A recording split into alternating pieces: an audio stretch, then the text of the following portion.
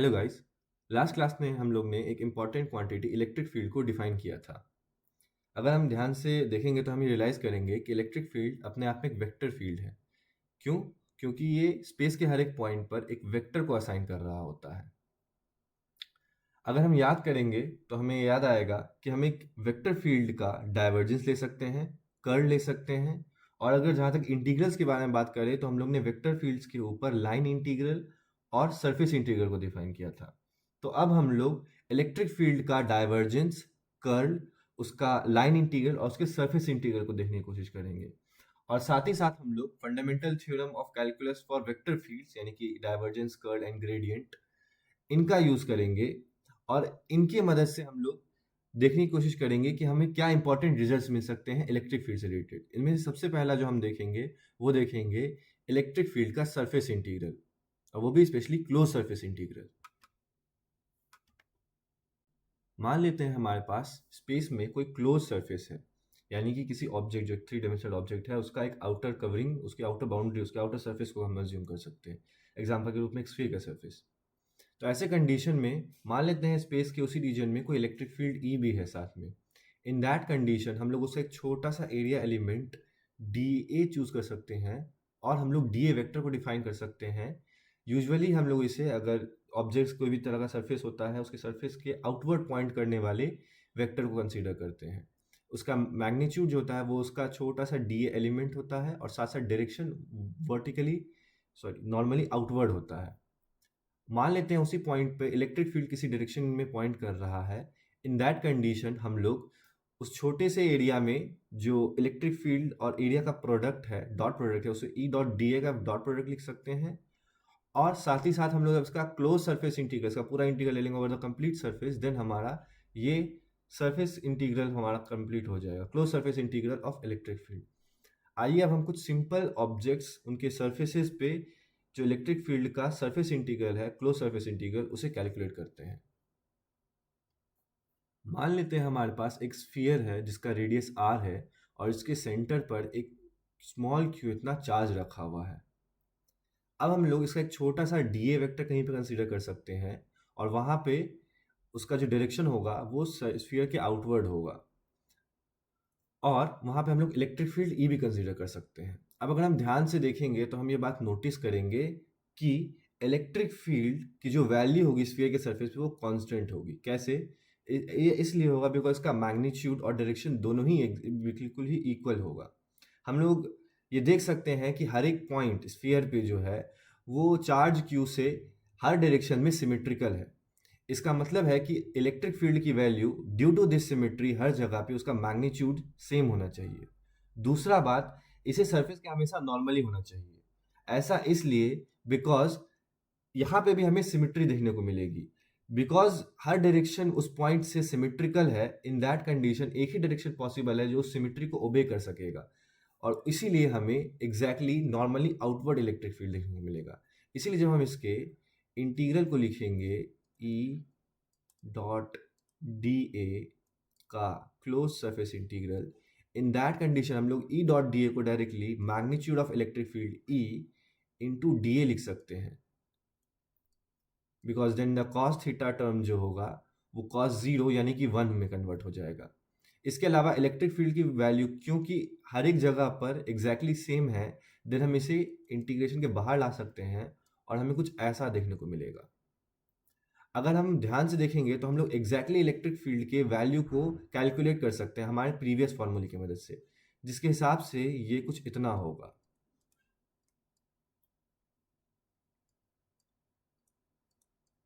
इसके अलावा हमारा यहाँ पर जो क्लोज एरिया इंटीग्रल है सिर्फ डीए का, वो एक्चुअल में कुछ नहीं बल्कि स्फीयर का सरफेस एरिया होगा, जो कि होता है 4 pi into capital R square.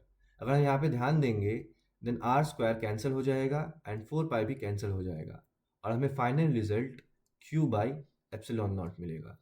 यहाँ पर हम एक बात नोटिस कर सकते हैं कि इस कंडीशन में सिमेट्री के कारण से ऐसा हुआ कि हम लोगों को बॉडी स्फीयर कितना बड़ा है या कितना छोटा है इससे कोई फर्क नहीं पड़ा, और इसकी वैल्यू कांस्टेंट आई जो कि Q by epsilon not I. यानी कि ये जो स्फीयर है वो कितना बड़ा रेडियस का है उससे इसे कोई फ़र्क नहीं पड़ता है, ये वैल्यू जो इलेक्ट्रिक फ़ील्ड का एरिया इंटीग्रल आ रहा है, वो q बाय एप्सिलॉन नॉट आ रहा है। ये कांस्टेंट है हर एक रेडियस के लिए। अब हम एक दूसरी बॉडी, एक क्यूब को कंसीडर करते हैं, जिसका साइड लेंथ 2a है और इसके एग्जैक्ट सेंटर पर एक q चार्ज रखा हुआ है। हम लोग यहाँ पर एक कोऑर्डिनेट सिस्टम को रख सकते हैं ताकि हमें एरिया इंटीग्रल को, जो इसका सरफेस इंटीग्रल है, उसे कैलकुलेट करने में आसानी हो। हम लोग इसे रखने के कई सारे तरीके हैं और इससे कोई फ़र्क नहीं पड़ेगा, बट यहाँ पे सबसे कन्वीनियंट तरीका ये होगा कि हम लोग जो इस ढंग से कोऑर्डिनेट सिस्टम को रखें कि हमारा ओरिजिन पे ही हमारा चार्ज क्यू आ जाए। तो हम उसे कुछ इस तरह से रख सकते हैं। अब ये कैलकुलेशन, जो टोटल इसका surface integral, close surface integral of electric field होगा, वो अपने आप में एक बहुत ही ज़्यादा कॉम्प्लिकेटेड एक्सप्रेशन होगा। बट हम यहाँ पे फिर से सिमेट्री की मदद से कुछ और चीज़ों के ऊपर कमेंट कर सकते हैं। पहली बात ये कि अगर हम इसे किसी एक फेस को कंसीडर करें, देन इसके और सारे फेसेस भी इस चार्ज के अबाउट इस पूरे सिस्टम में सिमेट्रिक हैं। इसका मतलब है कि जो एरिया इंटीग्रल का वैल्यू यहाँ पर होगा, इस फेस में जो हमारा एरिया इंटीग्रल का वैल्यू होगा, हर एक फेस में भी एग्जैक्टली उतना ही एरिया इंटीग्रल का वैल्यू होगा। हर एक में ही एग्जैक्टली ये सेम एरिया इंटीग्रल वैल्यू आएगा। इसका मतलब है कि हम टोटल जो इसका एरिया, सरफेस एरिया इंटीग्रल है इलेक्ट्रिक फील्ड का, क्लोज सरफेस एरिया इंटीग्रल, इसे इस एक एरिया का जो सरफेस इंटीग्रल है उसका 6 गुना लिख सकते हैं। अगर अब हम इसे कैलकुलेट कर ले, जो कैलकुलेशन में ज़्यादा आसान पड़ेगा, देन हम उसकी मदद से इस टोटल इलेक्ट्रिक फील्ड को कैलकुलेट कर सकते हैं। तो आइए हम इसे कैलकुलेट करने की कोशिश करते हैं। अगर हम इसके टॉप फेस और चार्ज के सिस्टम को ध्यान से देखें तो ये कुछ ऐसा दिखेगा। हमारा एक चार्ज Q है जो इस फेस के एग्जैक्टली सेंटर से A इतना वर्टिकली डाउनवर्ड है परपेंडिकुलरली। इस सरफेस पर हम एक general point x, y, a consider कर सकते हैं। मान लेते हैं कि ये जो हमारा ओरिजिनल लाइन सेगमेंट है जो परपेंडिकुलर है Q से इस सरफेस पर, जिसका लेंथ a है, उससे, उस चार्ज से इस पॉइंट को कनेक्ट करने वाला लाइन, जिसके बीच का टोटल डिस्टेंस r है, इन दोनों लाइन सेगमेंट्स के बीच में थीटा एंगल है। इन दैट कंडीशन हम लोग r और थीटा को कुछ इस तरह से लिख सकते हैं। इस पॉइंट पर हम एक छोटा सा एरिया एलिमेंट dA कंसीडर कर सकते हैं, जिसका डायरेक्शन वर्टिकली अपवर्ड के डायरेक्शन में होगा, यानी सरफेस के परपेंडिकुलर बाहर की ओर होगा। और साथ ही साथ हम लोग इलेक्ट्रिक फील्ड ई वेक्टर भी कंसीडर कर सकते हैं और इन दोनों के बीच का एंगल थीटा होगा। अब हम लोग यहाँ पर ई और डी ए दोनों के मैग्नीट्यूड भी लिख सकते हैं और इन दोनों के बीच में जो थीटा एंगल है उसे रिलेटेड हमें कॉस थीटा मिला हुआ भी है। तो अब हम इन दोनों के डॉट प्रोडक्ट को आसानी से लिख सकते हैं कुछ इस तरह से। इसके बाद हम लोग इलेक्ट्रिक फील्ड के मैग्नीट्यूड को लिख लेंगे और डी ए वेक्टर के मैग्नीट्यूड को लिख सकते हैं, जो कि कुछ इस तरह से होंगे। सो फाइनली हम लोग ई डॉट डी ए को कुछ इस तरह से लिख सकते हैं। अब हम लोग को इसे इंटीग्रेट करना है। पूरे हमारा जो स्क्वायर फेस है उसके एरिया को कवर करने के लिए हम लोग को x के लिमिट को -a से a तक लेके जाना होगा और y के लिमिट को भी -a से a तक लेके जाना होगा।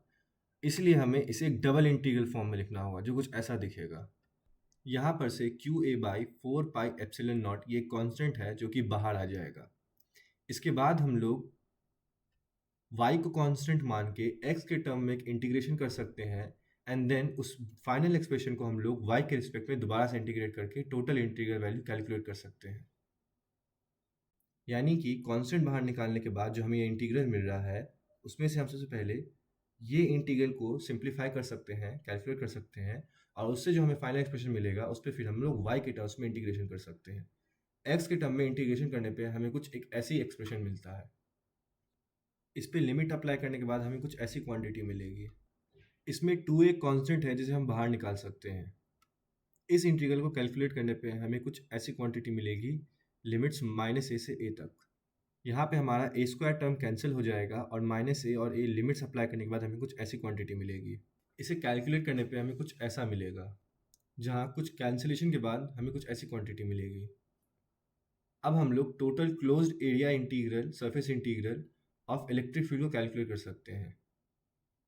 क्योंकि टोटल 6 फेसेस थे और 6 के 6 सिमेट्रिक हैं, देन हमारा टोटल जो सम होगा इन सभी फेसेस के थ्रू इलेक्ट्रिक फील्ड के इंटीग्रल का, वो इनका 6 गुना हो जाएगा, इस क्वांटिटी का 6 गुना हो जाएगा, जो कि कुछ इतना होगा। यहाँ पर हम एक बात नोटिस कर सकते हैं कि इस कंडीशन में भी पिछले कंडीशन की तरह बॉडी का साइज कितना है, यानी कि हमारा क्यूब का साइज कितना, उसका साइड लेंथ कितना है, इस चीज़ में कोई फर्क नहीं पड़ रहा है, बिकॉज चाहे उसकी वैल्यू कुछ भी हो, यहाँ पर हमारा जो इंटीग्रल का जो टोटल वैल्यू आ रहा है वो क्यू बाय एप्सिलॉन नॉट ही आ रहा है। और एक और बात अगर हम ध्यान से देखेंगे तो उस कंडीशन और इस कंडीशन, दोनों ही कंडीशंस में इन दोनों का ही जो सरफेस इंटीग्रल आ रहा है, close surface integral of electric field, वो दोनों ही सेम आ रहा है और दोनों ही क्यू बाय एप्सिलॉन नॉट आ रहा है। इसी तरह से चाहे कितना भी कॉम्प्लिकेटेड बॉडी हो, अगर हम उसके सरफेस पर उसके इंटीग्रल को कैलकुलेट करेंगे, देन हमारा जो टोटल सरफेस एरिया इंटीग्रल आएगा इलेक्ट्रिक फील्ड का, वो हमेशा क्यू बाय एप्सिलॉन नॉट आएगा, जहाँ पर क्यू के अंदर में मौजूद टोटल चार्ज होगा। यही थ्योरम को हम लोग गॉस थ्योरम के नाम से कहते हैं या फिर गॉस लॉ भी कहते हैं। गॉस लॉ को हम लोग मैथमेटिकली कुछ इस फॉर्म में प्रेजेंट कर सकते हैं, यानी कि इलेक्ट्रिक फील्ड का क्लोज सरफेस इंटीग्रल हमेशा क्यू बाय एप्सिलॉन नॉट होता है, जहां पर क्यू जिस भी हम लोग क्लोज सरफेस के ऊपर इंटीग्रेट कर रहे हैं, उस क्लोज सरफेस के अंदर का जो कंप्लीट रीजन है, उसका जो कंप्लीट वॉल्यूम है, उसके अंदर में मौजूद जो टोटल चार्ज है उतना होता है। गॉस लॉ के इस फॉर्म को हम लोग इंटीग्रल फॉर्म कहते हैं। हम लोग इसका डिफरेंशियल फॉर्म भी ऑब्टेन कर सकते हैं। मान लेते हैं हमारे पास स्पेस में कोई वॉल्यूम चार्ज डिस्ट्रीब्यूशन है जिसे हम रो से डिनोट कर रहे हैं, और इस कंप्लीट सिस्टम के कारण से स्पेस के किसी भी पॉइंट पर इलेक्ट्रिक फील्ड ई प्रोड्यूस हो रहा है। मान लेते हैं हम इसके अंदर में कोई वॉल्यूम वी को कंसीडर कर रहे हैं, जिसके सरफेस को हम लोग एस से डिनोट करने की कोशिश करेंगे। अगर हम लोग इस बॉडी के अंदर जो टोटल चार्ज कंटेन है उसको लिखने की कोशिश करें, तो उसके लिए हम लोग यहाँ पर एक छोटा सा volume element D tau consider कर सकते हैं, एंड देन हम लोग जब इसे वॉल्यूम चार्ज डेंसिटी से मल्टीप्लाई करके इस कंप्लीट बॉडी के वॉल्यूम के ऊपर इंटीग्रेट कर देंगे, तो हमें इस बॉडी के ऊपर का टोटल चार्ज मिल जाएगा। साथ ही हम यहाँ पर इलेक्ट्रिक फील्ड का इस वॉल्यूम के सरफेस एस पे जो क्लोज इंटीग्रल होगा उसको भी डिफाइन कर सकते हैं कुछ इस तरह से। पर अगर हम लोग डाइवर्जेंस थ्योरम को याद करेंगे तो हम ये देखेंगे कि हम लोग ने ये देखा था कि अगर हमारे पास किसी फील्ड का डाइवर्जेंस है और उसका हम लोग वॉल्यूम इंटीग्रल ले रहे हैं, तो हम उसे किसी एक दूसरे वेक्टर फील्ड के सरफेस इंटीग्रल के ऊपर कैलकुलेट कर सकते हैं, जो कि एग्जैक्टली वही फील्ड है जिसका हम लोग ने वहाँ डाइवर्जेंस ले रखा है। अगर हम इसे रिवर्स में यहाँ अप्लाई करें, देन हम लोग एक क्लोज सरफेस इंटीग्रल को, किसी वेक्टर फील्ड के क्लोज सरफेस इंटीग्रल को उसी के डाइवर्जेंस के वॉल्यूम इंटीग्रल में कन्वर्ट कर सकते हैं, और यहाँ पे वॉल्यूम उसी सरफेस के द्वारा कंटेन किया हुआ बॉडी का वॉल्यूम होगा। तो हम इसी इलेक्ट्रिक फील्ड के इस सरफेस इंटीग्रल को एक वॉल्यूम इंटीग्रल में कन्वर्ट कर सकते हैं इसके डाइवर्जेंस के, जो कि कुछ इस तरह का होगा। अब हम लोग अगर गॉसेस लॉ के स्टेटमेंट में इस चार्ज Q और इस सरफेस इंटीग्रल के वैल्यू को सब्स्टिट्यूट करते हैं, देन हमें कुछ ऐसा एक्सप्रेशन देखने को मिलेगा। इसमें हम लोग कांस्टेंट एप्सिलॉन नॉट को वॉल्यूम इंटीग्रल के अंदर ले जा सकते हैं और हमें कुछ ऐसा एक्सप्रेशन मिलेगा। हम RHS के इंटीग्रल को LHS में ले जा सकते हैं और इसे पूरे एक इंटीग्रल में कन्वर्ट कर सकते हैं। कोई भी इंटीग्रल जीरो अब दो ही कंडीशंस में हम देख सकते हैं कि हो सकता है। आइदर उसका जो इंटीग्रैंड है, जिस चीज़ को हम इंटीग्रेट कर रहे हैं, वो ही जीरो हो जाए, और या तो फिर हमारा जो जिस रीजन पे हम इंटीग्रेट कर रहे हैं वो ही एक्चुअल में जीरो हो, वो एक जीरो रीजन हो, उसका या तो वॉल्यूम हो या सरफेस हो, जो भी हो वो रीजन ही बिल्कुल जीरो हो, यानी कि जीरो वॉल्यूम वाला रीजन हो, जीरो सरफेस एरिया वाला रीजन हो। बट अगर हम यहाँ पर ध्यान देंगे, देन हमारे पास एक आर्बिट्री वॉल्यूम है।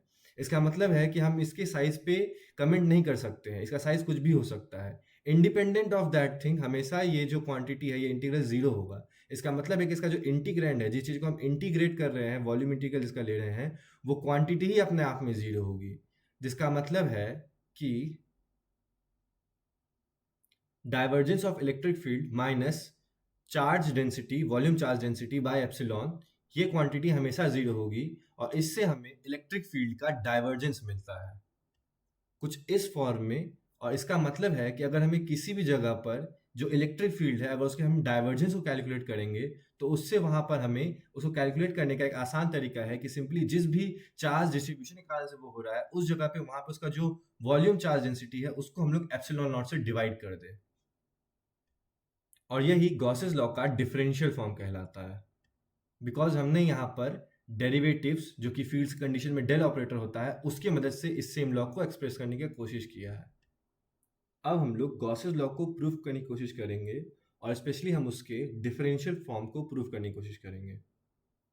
मान लेते हैं हमारे पास स्पेस में कोई वॉल्यूम चार्ज डिस्ट्रीब्यूशन है जिसे हम रो से डिनोट कर रहे हैं। इसमें हम एक आर्बिट्री रीजन ले रहे हैं, एक आर्बिट्री वॉल्यूम ले रहे हैं जिसे हम वी डिनोट कर रहे हैं, और इसके ऊपर हम एक डी टाउ वॉल्यूम एलिमेंट ले रहे हैं at some R vector, R dash vector.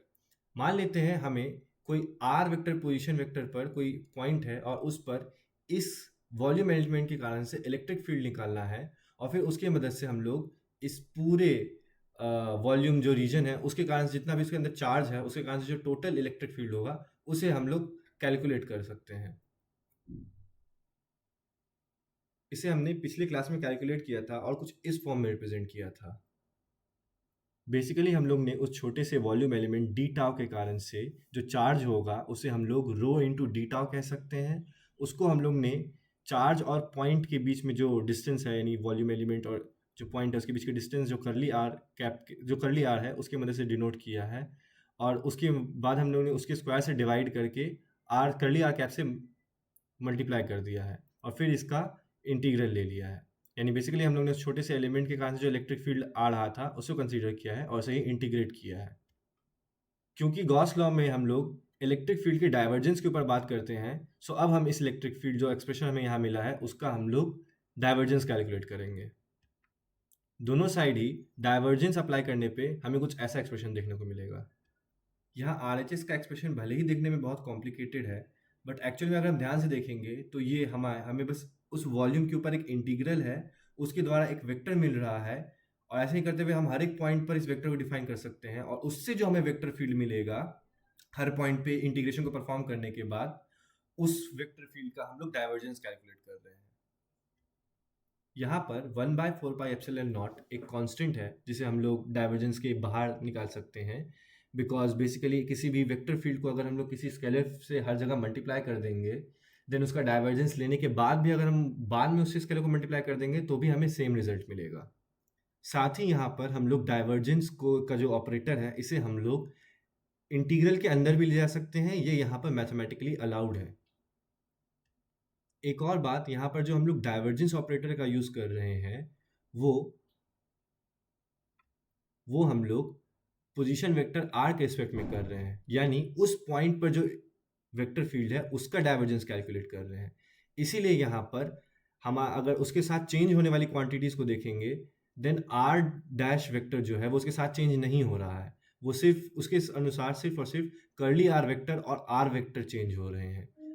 R dash vector का इसमें कोई फर्क नहीं पड़ेगा। इस पूरे बहुत ही कॉम्प्लिकेटेड RHS को हम लोग कुछ इस तरह से सिंप्लीफाई कर सकते हैं। अगर हम ध्यान से देखें तो हमारा RHS एक और आसान इंटीग्रल में कन्वर्ट हो गया है, जिसके अंदर में हम लोगों को चार्ज डेंसिटी जो है, वॉल्यूम चार्ज डेंसिटी को, उसको एक वेक्टर फील्ड का जो डाइवर्जेंस होगा, जो अपने आप में स्केलर क्वांटिटी होगा, उसके साथ मल्टीप्लाई करना है और देन उसका इंटीग्रल लेना है। अब यहाँ पर ये जो वेक्टर फील्ड है ये एक बहुत ही स्पेशल वेक्टर फील्ड है, बिकॉज इसका जो डाइवर्जेंस होता है वो कुछ नहीं बल्कि हमारा 3 डायमेंशनल डायरेक्ट डेल्टा फंक्शन से रिलेटेड होता है, कुछ इस फॉर्म में।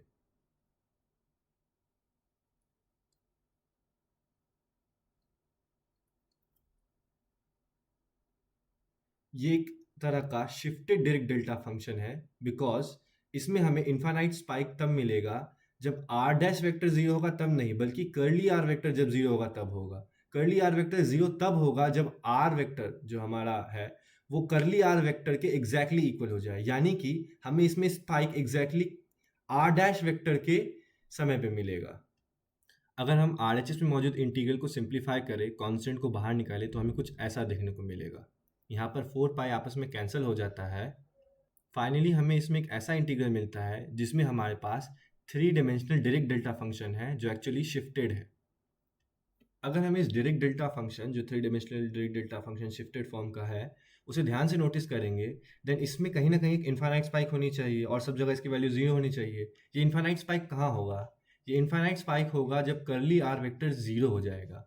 करली आर वेक्टर 0 होने का मतलब है कि हमारा आर डैश वेक्टर और आर वेक्टर एग्जैक्टली इक्वल हो जाए। इसका मतलब है कि जब r डैश वेक्टर के बराबर होगा, इन दैट कंडीशन हमें यहाँ पे एक इनफाइनाइट स्पाइक मिलेगा। और हमें पता है कि जब भी हम लोग डायरेक्ट डेल्टा फंक्शन से रिलेटेड उसको किसी फंक्शन के साथ मल्टीप्लाई करके उसका इंटीग्रल लेते हैं over all spaces, in that condition हम लोगों को ये देखने को मिलता है कि उसका इंटीग्रल का वैल्यू उस फंक्शन का उस इनफाइनाइट स्पाइक पे जो वैल्यू आ रहा है उसके बराबर मिलता है।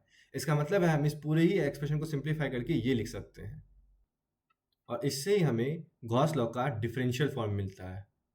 अब इसी का हम लोग वॉल्यूम इंटीग्रल लेके और फिर से सरफेस इंटीग्रल में कन्वर्ट करके गॉस लॉ का सरफेस इंटीग्रल फॉर्म जो होता है उसे भी लिख सकते हैं। अब हम लोग गॉसेस लॉ के कुछ एप्लीकेशंस को देखेंगे। बेसिकली गॉसेस लॉ का सबसे इंपॉर्टेंट एप्लीकेशन होता है इलेक्ट्रिक फील्ड को कैलकुलेट करना। कई बार हमारे पास ऐसे सिस्टम्स होते हैं, ऐसे चार्ज डिस्ट्रीब्यूशन के सिस्टम्स होते हैं जिनका जब हम लोग इलेक्ट्रिक फील्ड कैलकुलेट करने की कोशिश करते हैं, देन हमें पता है कि कई बार कंटिन्यूस चार्ज के कंडीशन में हमें एक बहुत ज़्यादा कॉम्प्लिकेटेड इंटीग्रल मिल सकता है depending upon the shape of the body. उसे फॉर्मुलेट करना भी काफ़ी डिफिकल्ट होगा, फिर उसे कैलकुलेट करना और भी ज़्यादा डिफिकल्ट होगा। गॉसेस लॉ हमें एक शॉर्टकट देता है, कई बार सिमिट्रीज को एक्सप्लॉइट करके। बेसिकली हम लोग सिस्टम में मौजूद किसी सिमिट्री का यूज़ करते हैं, उन सिमेट्री आर्ग्यूमेंट्स की मदद से हम लोग कुछ कमेंट्स करते हैं और उनके थ्रू हम लोग इलेक्ट्रिक फील्ड पर को कैलकुलेट कर सकते होते हैं ज़्यादा आसानी से, rather than the complete integral process. इसमें कई बार हम लोग एक गॉसियन सरफेस नाम की चीज़ का यूज़ करते हैं, जो बेसिकली एक ऐसा सरफेस होता है जिनमें दो में से कोई एक प्रॉपर्टी होनी चाहिए। आइदर उसका जो इलेक्ट्रिक फील्ड है उसमें जो उस सरफेस में जो जिस उस सरफेस के उस पॉइंट पे जो इलेक्ट्रिक फील्ड है वो उसका डायरेक्शन हम लोग सिमेट्री के थ्रू आसानी से बता सके, और साथ ही साथ सिमेट्री के हिसाब से ये भी कह इलेक्ट्रिक सके फील्ड किसी कि वो तरह से कांस्टेंट सरफेस के रहे। पैरेलल हो जाए। दूसरा बात, यूज ये है कि इलेक्ट्रिक फील्ड अगर हम जब ध्यान सरफेस देंगे तो के इन दोनों पैरेलल हो केसेस में जाएगा, देन वो पूरा सरफेस इंटीग्रल ही जीरो हो जाएगा, और रिमेनिंग पोर्शन जहाँ पे इलेक्ट्रिक फील्ड कांस्टेंट होगा वहाँ पे हम लोग सरफेस इंटीग्रल से इलेक्ट्रिक फील्ड को बाहर निकाल सकते हैं, एज कॉमन ले सकते हैं, एंड उसके बाद फिर हम उस इलेक्ट्रिक फील्ड को बहुत आसानी से कैलकुलेट कर सकते हैं। आइए हम कुछ स्पेसिफिक कंटिन्यूअस चार्ज डिस्ट्रीब्यूशंस पर इसे अप्लाई करना सीखते हैं। इसमें सबसे पहला है यूनिफॉर्म स्फेरिकल चार्ज डिस्ट्रीब्यूशन। एक स्फेरिकल चार्ज डिस्ट्रीब्यूशन बेसिकली एक ऐसा सिस्टम होता है, एक ऐसा चार्ज डिस्ट्रीब्यूशन होता है जो कि एक पॉइंट के अबाउट अगर हम पर्टिकुलर डिस्टेंस पे जाते हैं तो हर डायरेक्शन में एक स्फेयर बेसिकली में हर जगह पे जो उसकी वॉल्यूम चार्ज डेंसिटी होगी वो कांस्टेंट होगी। हम लोग इसी पॉइंट के से किसी दूरी पर अगर कोई पॉइंट कंसीडर करते हैं तो उस पर ही हम लोग इसके द्वारा इलेक्ट्रिक फील्ड को कंसीडर करने की खोजने की कोशिश करेंगे। मान लेते हैं इस स्फेरिकल चार्ज डिस्ट्रीब्यूशन के सेंटर से कोई आर दूरी पर एक पॉइंट है और इस पर हमें इलेक्ट्रिक फील्ड कैलकुलेट करना है। अब हम लोग यहाँ पर बेसिकली एक सरफेस के बारे में खोजेंगे, एक ऐसा सरफेस जिसमें कि उन दोनों में से कोई एक प्रॉपर्टी हो। अगर हम ध्यान दें तो यहाँ पर हमारी जो सिमेट्री है हमें उसे ही ध्यान में देखना चाहिए और उसके अनुसार अपने गॉसियन सरफेस को डिसाइड करना चाहिए। अगर हम ध्यान से देखेंगे तो इस जगह पर सिमेट्री ये है कि हम किसी भी डायरेक्शन में जाएं, एक पर्टिकुलर दूरी पे किसी भी डायरेक्शन में जाएं, देन वहाँ पर हमें जो उस जगह से हम देखेंगे देन हमारा जो कंप्लीटली सिस्टम है वो एग्जैक्टली सेम होगा। इसका मतलब है कि अगर हम एक स्फीयर को कंसीडर करें जो कि बेसिकली उस सेंटर स्फेरिकल चार्ज डिस्ट्रीब्यूशन के सेंटर से उस दूरी पे मौजूद हर एक पॉइंट से कलेक्शन है जिनसे हमारा पूरा सिस्टम आइडेंटिकल होगा, एग्जैक्टली सिमेट्रिकल होगा, उसको कंसीडर करें, देन ये यहाँ पे हमारे काफ़ी यूजफुल हो सकता है as per the symmetry of the system. ये हमारा स्फेरिकल गॉसियन सरफेस हो गया। अब हम लोग इसी किसी भी पॉइंट पर इलेक्ट्रिक फील्ड को ध्यान से ऑब्जर्व करने की कोशिश करते हैं और सिमेट्री के हिसाब से कुछ बातों पे कमेंट करने की कोशिश करते हैं। स्फीयर के हर एक पॉइंट पर इलेक्ट्रिक फील्ड के मैग्नीट्यूड को सेम होना चाहिए, बिकॉज इसके हर एक पॉइंट जो है वो इस सिस्टम के हिसाब से सिमेट्रिकल है। इसका मतलब है कोई भी दो पॉइंट पे जो इलेक्ट्रिक फील्ड का मैग्नीट्यूड होगा वो एग्जैक्टली सेम होगा।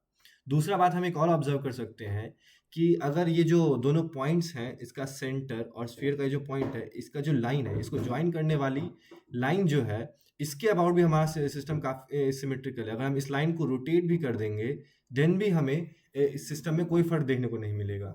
इसका मतलब है कि इलेक्ट्रिक फील्ड नॉर्मली आउटवर्ड ही पॉइंट कर सकता है और किसी डायरेक्शन में पॉइंट नहीं कर सकता है। यही वो डायरेक्शन है जो इस सिमेट्री को ओबे कर रही है। इस पॉइंट पे हमारा इलेक्ट्रिक फील्ड कुछ इस तरह से दिख रहा होगा, और दूसरा बात अगर हम यहाँ पे एक छोटा सा डीए एलिमेंट कंसीडर करेंगे देन वो भी एग्जैक्टली नॉर्मली आउटवर्ड होगा और इसका आंसर सेम डायरेक्शन में पॉइंट कर रहा होगा। सो हम लोग यहाँ पर जिसका क्लोज इंटीग्रल है इलेक्ट्रिक फील्ड का इस सरफेस के रिस्पेक्ट में, उसे हम लोग लिख सकते हैं कि ये क्लोज इंटीग्रल होगा ई डी ए का, बिकॉज यहाँ पे दोनों के बीच में 0 डिग्री का एंगल है, देन कॉस थीटा वाला टर्म हमारा 1 हो जाएगा। अब यहाँ पर जैसा कि हम लोग ने बात किया कि इलेक्ट्रिक फील्ड का जो वैल्यू है वो हर जगह पे एग्जैक्टली इक्वल है, देन हम इसे कांस्टेंट मान के बाहर निकाल सकते हैं इंटीग्रल से, और वो कुछ ऐसे कन्वर्ट हो जाएगा।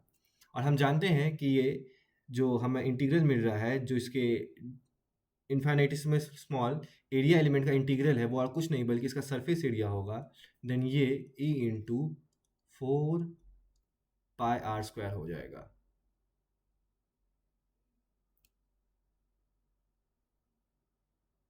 गॉस लॉ के अनुसार हमारा ये surface integral charge enclosed bye epsilon not होता है। सो फाइनली हम लोग यहाँ पर इन दोनों ही इक्वेशन से सरफेस एरिया के इंटीग्रल के वैल्यू को इक्वेट कर सकते हैं और उससे इलेक्ट्रिक फील्ड के वैल्यू को कैलकुलेट कर सकते हैं। इससे हमें इलेक्ट्रिक फील्ड का ये एक्सप्रेशन मिलता है। हमारा जो इंक्लोज चार्ज है उसे हम इस इंटीग्रल के फॉर्म में रिप्रेजेंट कर सकते हैं, और इससे फाइनली हम लोग इलेक्ट्रिक फील्ड को रिप्रेजेंट कर सकते हैं कुछ इस वे में, इसकी डायरेक्शन को एज अ वेक्टर फॉर्म में लिखते हुए साथ में। फाइनली हमें इलेक्ट्रिक फील्ड का एक ऐसा एक्सप्रेशन मिलता है। अब हम लोग गॉस लॉ को एक लीनियर चार्ज पर अप्लाई करने की कोशिश करेंगे। ये हमारा एक infinite uniform linear charge system है, यानी बेसिकली इसका जो लीनियर चार्ज डेंसिटी है वो लैम्डा है, और ये पूरे एक लाइन है जो कि इन्फाइनाइटली लॉन्ग दोनों ही डायरेक्शंस में जा रहा है। इससे हम किसी दूरी r पर परपेंडिकुलरली इस पॉइंट पर हमें इलेक्ट्रिक फील्ड कैलकुलेट करना है। आइए हम लोग इस पे गॉस लॉ को यूज़ करते हैं इसके इलेक्ट्रिक फील्ड को कैलकुलेट करने के लिए।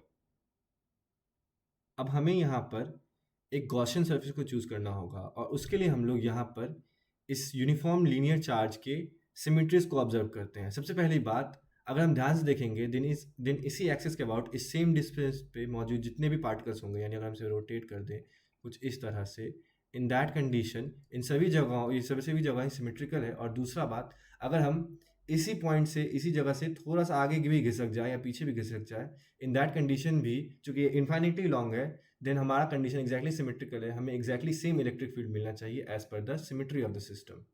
ऐसे कंडीशन में बेहतर रहेगा कि हम लोग एक सिलेंडर को कंसीडर करें, क्योंकि उसमें भी ये दोनों ही सिमेट्रीज आ सकती हैं, और साथ ही साथ हमारी दोनों प्रॉपर्टीज ऑफ गॉसियन सरफेस भी सेटिस्फाई हो सकती हैं। हम लोग एक आर्बिट्री सिलेंडर मान लेते हैं जिसका जो ये हाइट है वो हमारा b है, और इसकी जो रेडियस है जो इसका, वो एक्चुअल में हमारा पॉइंट जो था उसका इस वायर से जो लीनियर चार्ज है उससे उसकी दूरी हो जाएगी। अब हम लोग यहाँ पे इलेक्ट्रिक फील्ड में सिमेट्री को ध्यान से देखेंगे तो ये ऑब्जर्व करेंगे कि इलेक्ट्रिक फील्ड को बाहर नॉर्मली आउटवर्ड इस सिलेंडर के इस कर्व सरफेस से फेस हमेशा करना चाहिए। ऐसा इसलिए है बिकॉज अगर हम लोग इस लाइन के अबाउट एक मिरर रिफ्लेक्शन कर देंगे, देन हमें ये सिस्टम जो रहेगा वो कम्प्लीटली सिमेट्रिक होगा, और इसको ओबे करने वाला जो डायरेक्शन है इलेक्ट्रिक फील्ड का वो एग्जैक्टली नॉर्मली आउटवर्ड ही है। इसके अलावा हम एक और बात कह सकते हैं कि इस कर्व सरफेस में हर एक रीजन में जो हमारा इलेक्ट्रिक फील्ड है उसकी वैल्यू सेम होगी, बिकॉज जो अगर हम इसके अबाउट अलग अलग जगहों के किसी भी पॉइंट को एक चूज करेंगे, देन उसके हिसाब से हमारा सिस्टम कम्प्लीटली सिमेट्रिकल है। एक और बात, अगर हम लोग, ये तो हमारे लिए कर्व सरफेस के लिए हो गया, बट अगर हम इन सरफेस के ऊपर बात करेंगे तो ये बात हम लोग ऑब्जर्व करेंगे कि सेम सिमेट्री इन पे भी अप्लाई हो सकती है, और उनसे ये पता चलेगा कि इलेक्ट्रिक फील्ड यहाँ पर भी उन्हीं डायरेक्शन में फेस करेगा, बट यहाँ पर ये एक्चुअली में सरफेस के पैरेलल है। इसका मतलब है कि ये एरिया वेक्टर के परपेंडिकुलर हो जाएंगे, और इसका मतलब होगा कि हमारा यहाँ पे जो इनका सरफेस इंटीग्रल है वो एक्चुअल में 0 हो जाएगा। सो इसका मतलब है कि हमें सिर्फ और सिर्फ इस सरफेस को कंसीडर करने की ज़रूरत है। यहाँ पे इलेक्ट्रिक फील्ड कांस्टेंट भी है मैग्नीट्यूड और डायरेक्शन में, और साथ ही साथ अगर हम इस फेस को देखेंगे देन यहाँ पे हमारा जो इसका इंटीग्रल है वो सरफेस इंटीग्रल 0 हो जा रहा है। इसका मतलब ये दोनों ही प्रॉपर्टीज को सेटिस्फाई कर रहा है। सो हम अपने क्लोज सरफेस इंटीग्रल को कुछ इस फॉर्म में लिख सकते हैं। ये हमारे दोनों ही सर्कुलर फेसेस का इंटीग्रल हो गया, और ये हमारा कर्व सरफेस का इंटीग्रल हो गया। यहाँ पर हम एक और बात ऑब्जर्व कर सकते हैं, क्योंकि DA vector exactly E vector के सेम डायरेक्शन में फेस कर रहा है, इसीलिए हम लोग यहाँ पर इसे डायरेक्टली ई इंटू डी ए के फॉर्म में लिख सकते हैं। अब क्योंकि इलेक्ट्रिक फील्ड कांस्टेंट है इस सरफेस पे, देन हम लोग उसे बाहर निकाल सकते हैं एंड देन हमें ये जो इंटीग्रल मिलेगा, एरिया का जो इंटीग्रल है वो और कुछ नहीं बल्कि इस सिलेंडर का कर्व सरफेस एरिया है। और इसे हमें पुट करने के बाद कुछ ऐसा एक्सप्रेशन देखने को मिलेगा। अगर हम लोग चार्ज इंक्लोज जो सिस्टम है उसे ध्यान से देखेंगे, देन वो और कुछ नहीं बल्कि इस पूरे लाइन में मौजूद चार्ज है, यहाँ से लेके यहाँ तक। और उसे अगर हम लोग कैलकुलेट कर रहे हैं तो उसे हम लोग सिंपली लैम्डा इंटू बी लिख सकते हैं। हम लोग गॉस लॉ का यूज़ करेंगे तो हमें कुछ ऐसा एक्सप्रेशन मिलेगा, और इसी को हम लोग वेक्टर फॉर्म में कुछ इस तरह से लिख सकते हैं, जहाँ पर आर कैप वो वेक्टर है, वो यूनिट वेक्टर है जो लाइन से परपेंडिकुलरली आउटवर्ड की ओर डायरेक्टेड है। अब हम लोग यूनिफॉर्मली चार्ज इनफाइनाइट प्लेन के द्वारा इलेक्ट्रिक फील्ड को कैलकुलेट करने की कोशिश करेंगे। मान लेते हैं ये हमारा एक uniformly charge infinite plane sheet है जो हर डायरेक्शन में इन्फिनिटली आगे बढ़ रहा है, और इससे ए डिस्टेंस ऊपर वर्टिकली कोई पॉइंट है, और इस पर हम लोग इसके द्वारा इलेक्ट्रिक फील्ड को कैलकुलेट करना चाहते हैं। गॉस लॉ को यूज़ करने के लिए हमें एक अप्रोप्रिएट गॉसियन सर्फेस की ज़रूरत पड़ेगी, और उसके लिए हमें इस सिस्टम की सिमिट्रीज को ध्यान से देखना होगा। अगर हम ध्यान से देखेंगे तो इस सिस्टम की सिमिट्री ये है कि हम लोग इस पॉइंट से किसी भी डायरेक्शन में, किसी भी दूरी में, कहीं इतना दूर बढ़े, हमें इसकी वैल्यू में कोई भी चेंज देखने को नहीं मिलेगा इलेक्ट्रिक फील्ड की वैल्यू में।